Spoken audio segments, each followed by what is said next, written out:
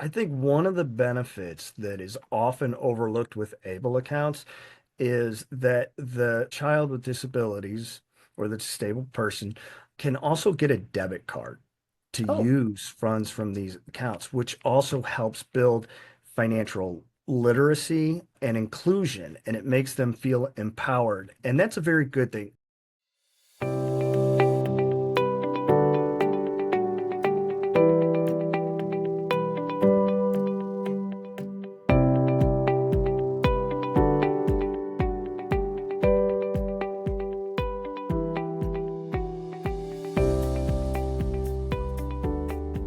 hello and welcome to Forever Home for our kids with disabilities. I'm Valerie, mum to two with disabilities, one visible, one invisible. I'm a life coach and an author. This space has been created to help you navigate the journey of creating a secure, sustainable forever home for your child. We'll chat with parents on this path, realtors, financial planners, and other experts who can make the process easier. Why am I so passionate about this? Because seeing my eldest thrive living independent of us was a gift I didn't always know I could give. I want you to have the opportunity to explore giving that gift to your child. Well, I'm so glad you're here. I'm your host, Valerie, mom to two with disabilities, one visible, one invisible. I just want to take a moment to thank you listeners and you viewers. It means so much that you're on this journey with us, that you're supporting our show, and that you're engaging. Thank you so, so much. I am thrilled to welcome back John Gallia, who is a seasoned financial advisor and the founder of Gallia Wealth Management Group, LLC, an independent financial planning practice that he established in 2015. John gained a financial planner designation in 2010 and obtained his chartered special needs consultant designation in 2024. This specialization allows him to provide dedicated guidance to families navigating special needs planning across the U.S. John is the father of two boys, 7 and almost 5, and his eldest is on the spectrum. Now, in our first conversation, John shared his journey as a special needs dad, the importance of our relationships with our loved ones. And John also counseled us that it is never too early to come up with a financial plan for our children and shared about the importance of working with professionals who have education in financial planning for persons with disabilities. So I want you to check out season 2, episode 5. And in our second conversation, John took us deeper into special needs trusts, the different types, common funding strategies, and when to set up a special needs trust. And for that one, check out season 2, episode 7. So today we'll be discussing financial planning considerations. So John, welcome to the show. Hey, thanks for having me again, Valerie. You're so welcome. I have so appreciated your willingness to share your expertise on the show to help parents navigate what can seem to be an overwhelming piece to securing a healthy financial future for their child with disabilities. Now, my oldest is now 23, and we knew that she would never contribute in the workforce due to her disabilities. And so when she was about 16, we were encouraged to start the application process for the benefits that she probably would be entitled to. So here in Canada, she qualified for, which stands for Assured Income for the Severely Handicapped. Now, John, I know in the US there's an equivalent, I believe it's SSI, Supplemental Security Income. So what are the key financial steps before applying for SSI?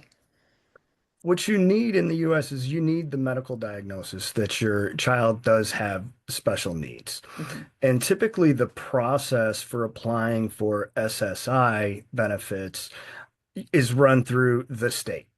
And when you do that, it's typical that folks use the resources or obtain a case manager to help them navigate everything that you have to do. And a lot of the testing that you do to receive benefits is means testing. So what they have to do is they have to go through the parents or the guardian's financial information before Medicaid or SSI benefits would even begin for the child. Mm. Now, with that being said, in the States, typically to get a case manager, it takes a while. The list is very long. People are trying to get benefits. I don't want to say there's very few, but the demand outseeds the workforce. So it's what I recommend is I recommend that if parents believe that their children might have a diagnosis, wants to get started on help in the school system with SSI through government benefits, start early because it could take a while to even get the help you need to qualify for these kind of benefits. 16. In our last episode together, we discussed special needs trusts, and the equivalent in Canada for that is the Henson Trust. And you hinted that today you'd be sharing about an ABLE account. So, what are the differences between an ABLE account and a special needs trust? And when does a person need to use each of them? Sure, great question. Special needs trust allows somebody to inherit a large sum of money and be able to use that for future activities in life, future needs in life, care, education, housing, whatnot. But that's really designated for a larger lump sum of money.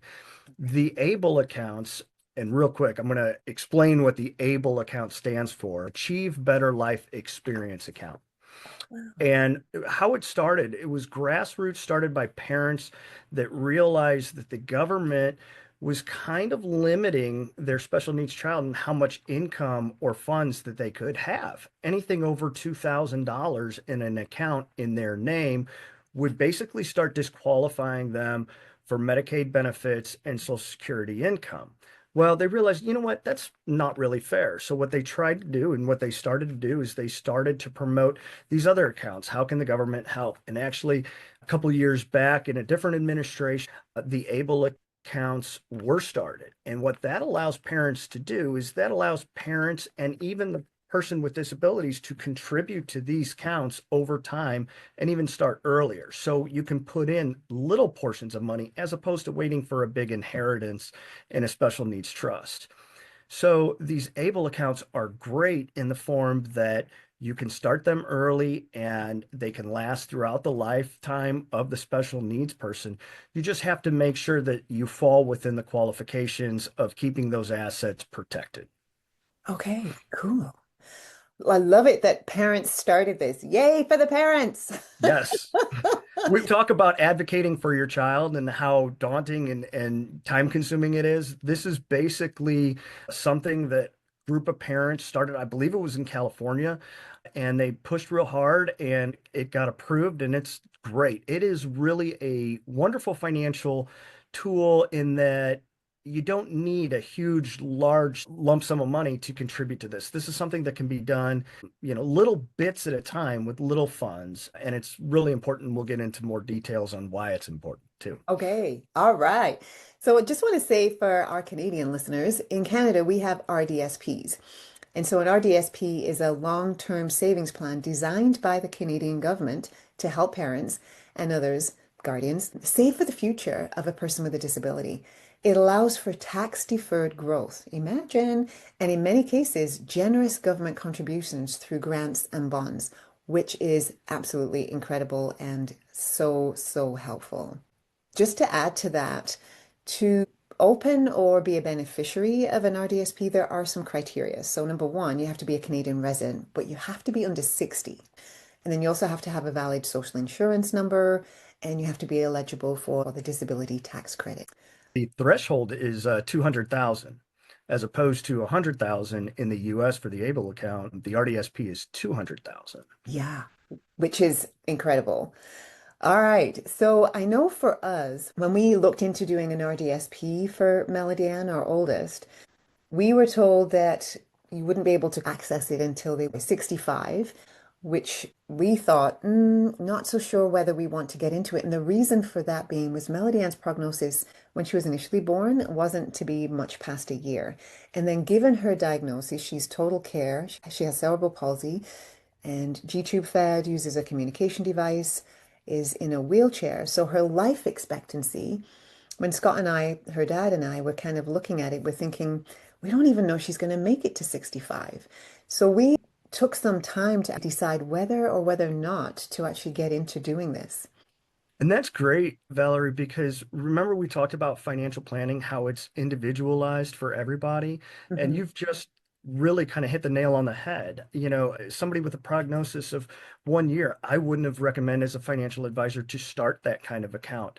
And that's where coming in and working with professionals that are well versed in government benefits, Social Security benefits, children with disability is so important to get that kind of good advice because even though we find ourselves kind of in similar situations than others, not all of our things, not everything that encompasses our situation is going to be the same for the next door neighbor or the friend that has a similar situation.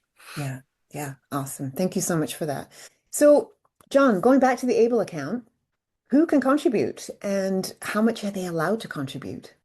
Sure. So parents, guardians, legal representatives can contribute to an ABLE account. Okay. Now, we have an estate gift tax exclusion every year in the United States, and that amount is $19,000. So all parties involved can contribute $19,000 cumulative in 1 year. So let's keep that in mind. It's not like mom can contribute 19, dad can contribute 19, grandma can't.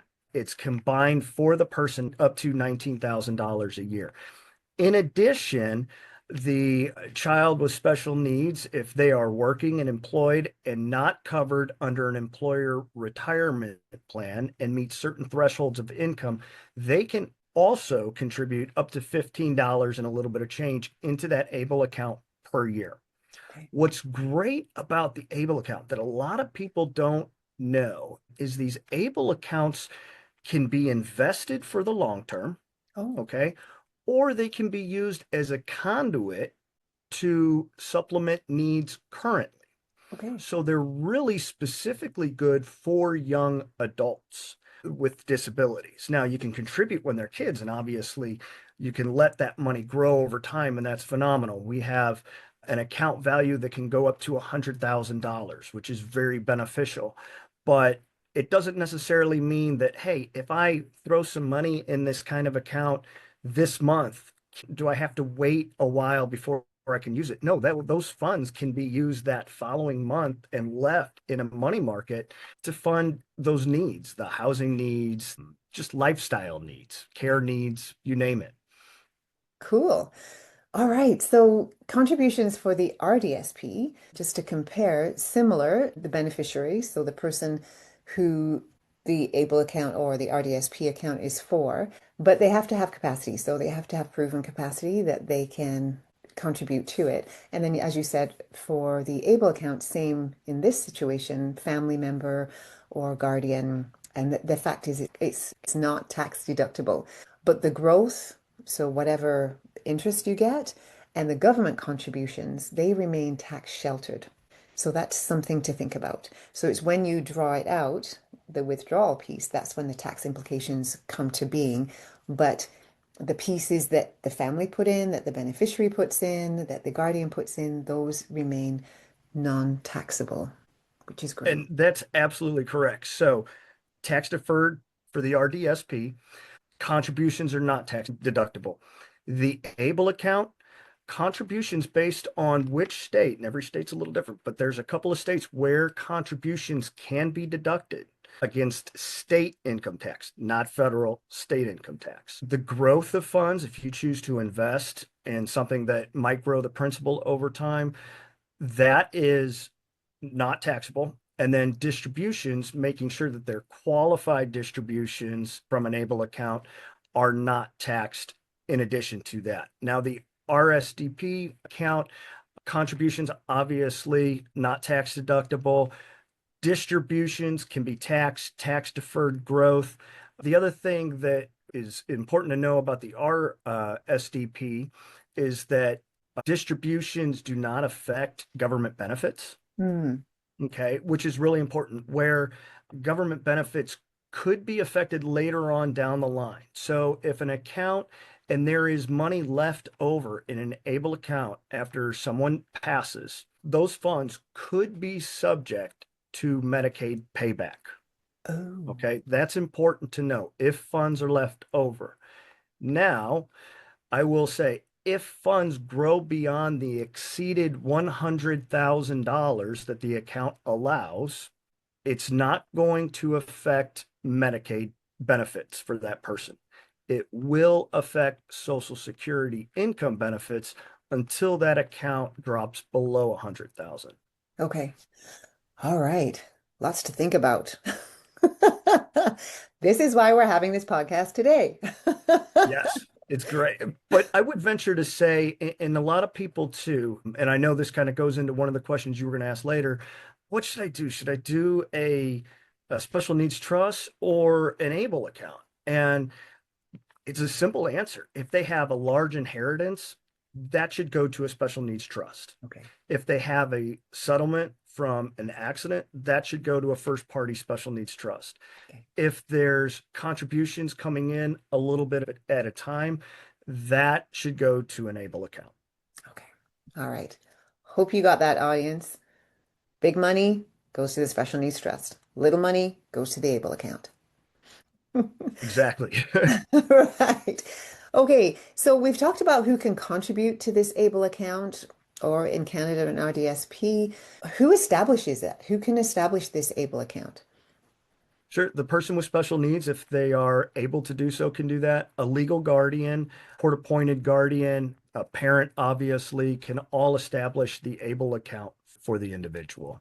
Okay, great. And that's the same for an RDSP as well. So the parent, guardian, beneficiary themselves, as long as they have capacity. We all know about taxes and we're all looking for ways we can save with taxes. So what are some of the tax benefits of putting funds in an ABLE account? ABLE accounts are state specific. So most states have their own type of ABLE account. They work very, very similarly to 529 accounts, which is the college savings plan in the United States. Now, depending on where you live in the United States, your state may offer that. You can actually choose to use other states as well, ABLE accounts. Tax benefits as far as ABLE accounts, contributions, depending on the state you live in, might be state income tax deductible. Okay, now we have states in the US that there is no state income tax, so it doesn't apply, right? Right. But some states, again, state income tax deductible for statewise. Two, tax deferred growth, right? No dividends, interest income you're going to pay, no 1099s you're going to get on a yearly basis. So that's a benefit. In addition, distributions coming out of that account are not taxed. One of the stipulations, and I know you talked about contributions and what qualifies people to make contributions in the United States, and this is important, the age that the person has to have qualified for disability is before the age of 26 today. Okay. Next year, that changes to 46. Wow. So yeah, some legislation went through the system and it's been a couple of years coming, but they realized folks that are older, they need to have this benefit. This is a relatively new kind of plan and they're making improvements on it periodically. And that was one big improvement is now folks that have become disabled before the age of 26, but before 46 can now contribute to one of these plans. Interesting that you bring that up because I have worked with colleagues and I'm finding, because I have people in my family that have ADHD as a disability or are on the spectrum, I'm noticing and I'm hearing and seeing that there are more people getting their diagnosis later in life. So I love the fact that people are now being recognized as, yeah, I need benefits. I'm also thinking of one of my husband's colleagues whose son was out in the workforce trying to make it work, but just not able to continually having to leave jobs for one reason or the other, was not able to hold a job. And it wasn't until he was probably in his 30s somewhere that his parents finally decided, okay, there's something going on. We just need to make sure that this man has some help. And we're able to get what we call AISH here in Canada. So I just love the fact that there's going to be now the ability for people with a later diagnosis in life to be able to get the help that they need. I absolutely agree. And I've had the unfortunate circumstance to run into people in my financial professional career that I kind of deemed would have been one of those older folks that could have used a lot of help back in a time where help really wasn't prevalent. There wasn't a lot of things being done for these folks. And, what we want to do is, as parents, we want to protect our kids that we Mm, don't know what they're going to be like in the future, but they have the means, they have the resources to live a fulfilling life, to be inclusive, and to feel protected against certain situations or predators. We want that for our kids. And I just think it's great that, it's better late than never. We're kind of acknowledging that these kind of programs are out there and people can get the resources. And I highly recommend parents look into these resources for their kids, no matter what their age, because chances are the kids are going to outlive us. Right. Absolutely. You mentioned earlier about able accounts and $100,000 was the number that you came up with that they can have in the account. And we mentioned for the RDSP that it was $200,000. So having that much money in the account, which would be lovely, if you exceed that, is there any fallback? There is, and I'm not too certain on the RSDP. I'm sure there's certain kind of benefits that might be diminished. Obviously, with the ABLE account, again, Medicaid will not be affected. So the child will still receive their Medicaid benefits if it exceeds $100,000. SSI income, Social Security income will be reduced if that account goes beyond $100,000. So you want to make sure that whoever is managing this account, if it's the person or a guardian or a legal representative, that they are monitoring this account because this is also subject to Medicaid, Social Security audits, right? Tax audits. They got to make sure that the funds that you're using are for qualified distributions. So you want to keep receipts either through Excel or just receipts in general that proves what you're using these funds Yeah. for. Okay, awesome. Thank you for that. And thank you for clarifying those little fine details that you don't necessarily think about. You're just wanting to kind of build a nest egg for them. And yeah, so there are things to be aware of, going over a threshold and the effects that that can have. Are there benefits of establishing an ABLE account? And where does that kind of fall in the pecking order of importance when you're doing special needs financial planning? Sure. I think one of the benefits that is often overlooked with ABLE accounts is that the child with disabilities or the disabled person can also get a debit card to Oh, use funds from these accounts, which also helps build financial literacy and inclusion, and it makes them feel empowered. And that's a very good thing, assuming that the child is capable or you deem capable of doing it. But it's a preloaded card as well, so you can set limits to it. That is a definite plus to the ABLE account in that you don't get that with special needs trusts, right? There's no debit coming in and out of there. So it can work similar to like a bank account, which is also kind of important when funds are starting to be used to leave some funds not invested, right? Because as a financial advisor, I kind of earmark funds in three different categories. 0 to 2 years, right? We're going to keep in money market. We're going to keep pretty liquid. 2 to 4 years, a little bit of growth, pretty safe. We'll have some fixed income, money markets, whatnot. And then we have that 4 to 100 years, okay. which we may try to grow our funds. So when we're opening accounts and we're selecting investments for these type of accounts, we also have to think, what is this account going to be used for? Is it going to be used for long-term growth, or is it going to be a conduit to fund needs right now, or a mixture of both? All right. More things to think about. Okay, so I'm just going to just quickly run through a couple of the benefits or key benefits for having an RDSP. I was briefly mentioned earlier, but there are bonds and grants that are associated with the RDSP that the government actually kick in. It's the Canada Disability Savings Grant is one, and for every dollar that you contribute, up to certain limits, of course, the government may match, note the word may match up to 300% depending on family income. So grants will max out at $70,000 over time. And then there's also the Canada Disability Savings Bond for low-income families, and they may receive up to $1,000 a year without making any personal contributions. And bonds will max out at $20,000. And then, of course, we mentioned before the tax sheltered growth. So the investments grow tax free until the money is withdrawn. So those are some of the key benefits of having a RDSP. So, John, from a professional standpoint, what are the common mistakes that you've seen families make in special needs financial planning? I think the most common mistake, and I know I brushed upon this during the last podcast, is paralysis by analysis. Yeah.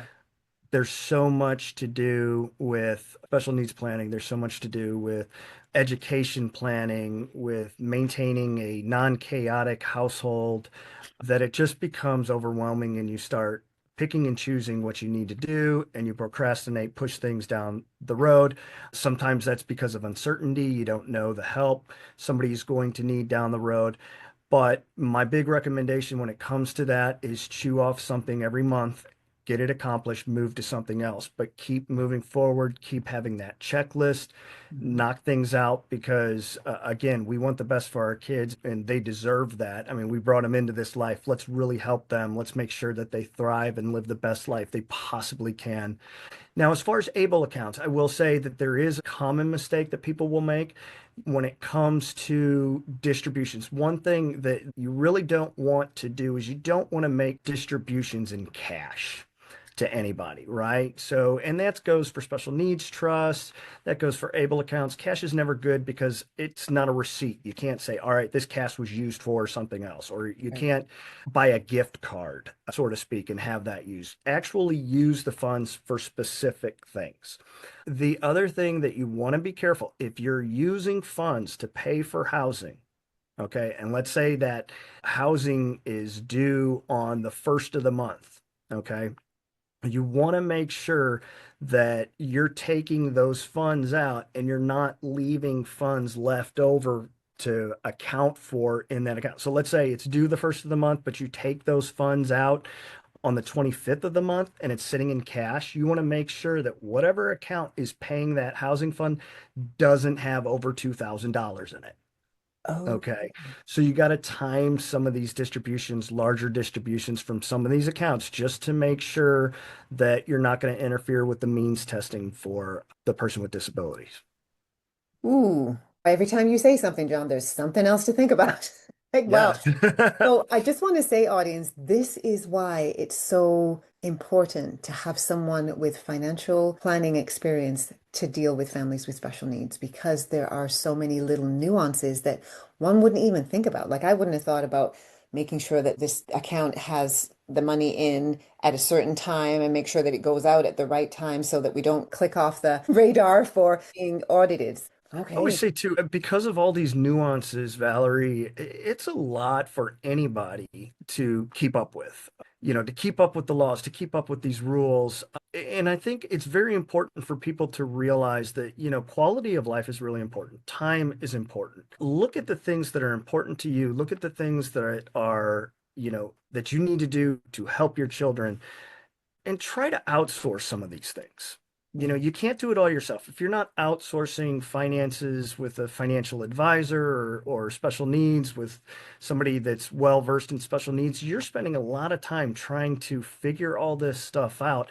There's a good chance you're going to miss it, or there's a good chance that you're not going to be spending the time you want. So, Mhm. make sure that your family is efficiently working, that you're efficiently working, and don't be afraid to ask for help, to outsource things that, are causing you to not live the best quality of life with the limited time that we have. Yeah.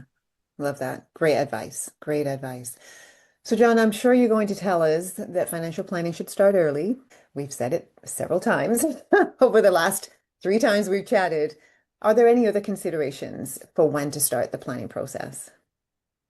I would venture to say if we're specifically talking about the ABLE account, it is a wonderful account for young adults to learn about money, given the debit card situation. So if you're not going to start it early and let those funds grow tax deferred, it is a really good account to establish. Like, let's say when your child is 18 and starting to qualify for SSI income, the SSI income can go into an ABLE account, can be invested, that debit card can be used to pay. So it's really a nice tool for somebody that is a young adult and an older adult even. It's a wonderful account. It's just given that it's $100,000 limit as well, right? Especially when your only other assets can equal $2,000, Yeah. which isn't much. No. I'll hit the nail on the head. The best tool that we have in financial advising or financial planning for a client is time.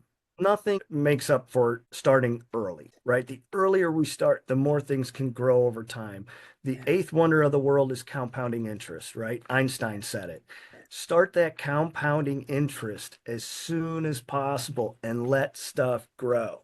Yeah. And I'll even say, with the markets fluctuating over time, you got to remember things pay dividends. And even when accounts are down or values are down, those dividends are being reinvested in something that is on sale. I shouldn't say on sale, but things that are cheaper this month than they were last month. So when they grow again, it's just more compounding interest and gains over time. So take advantage if you have the means of time and use that. That'll be one of your biggest benefits in financial planning. Love that. Thank you so much for that, John. Thank you so much. So, John, where can our audience go to find out a little more about you? Sure. I have a website. It's galliawealthmanagement.com. I also can be followed on LinkedIn. And I'd venture to say if anyone has any questions or wants to reach out to me, please feel free to reach out to me through my website. I have clients throughout the United States. So geographic areas really don't make that much of a difference, although I can't cross into Canada. But yeah, please reach out if you have any questions or if you think I can help out in a particular way. Okay, thank you so much, John. John, before we conclude, what words of encouragement do you have for our families today? I'll continue to say this, and this is coming off of Father's Day that we had. And you look at the gifts around us. Our children love us no matter what kind of capacity they're in, mentally, physically. They love us, sometimes even more given a situation. We are blessed. We are growing as parents, especially parents with special needs children. Look at the blessing. Look at how much more we're getting out of life. I know it's stressful, but we are better people for it. And I'd like to say, God doesn't give us more than what we can handle. So, take a deep breath and keep doing what you're doing and really keep that family together. Work for a better tomorrow for everybody. Yeah. Yes. Thank you so much, John. Thank you so much for being with us today. Oh, you're welcome, Valerie. Thanks for having me. It's been a pleasure these last three episodes. Yes, and we're just so grateful to have been able to do a mini series with you. So thank you for your time and thank you for sharing your knowledge. All right. So, audience, if you're watching on YouTube, please like and subscribe. That way, the show gets pushed out to others that need this information. Keep building your child's future, live with intention, embrace the journey. Thanks for joining me today on Forever Home for our kids with disabilities. I hope today's episode gave you something new to think about and it increased your confidence on your journey. If you found this episode helpful, do tell others about it. Use the text feature to let me know your questions. Tell me what you want to know. Until next time, take care and keep building your child's future.